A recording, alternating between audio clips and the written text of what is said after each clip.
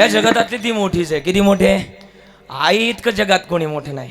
कदाचित तिचं वर्णन जर करायला गेलं ना, ऐका ना, मला वाटतं मी एक दिवस लेखणीला बसलो तिच्याबद्दल लिहायला, लेखणीला बसलो आईबद्दल लिहायला.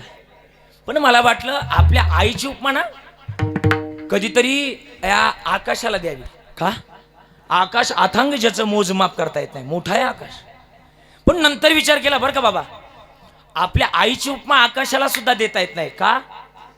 आकाश रंग बदलतं, कधी डवळं होतं, कधी निळं होतं, कधी काळं भरून जातं बाबा, बरोबर ना? आणि उभ्या आयुष्यभरामध्ये आपल्या आईनं कधीच रंग बदलला नाही. मला वाटतं आईला आकाशाची उपमा देता येत नाही.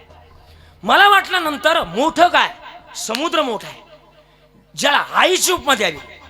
पण समुद्राचं पाणी चवीसाठी गोड आहे, बरोबर ना?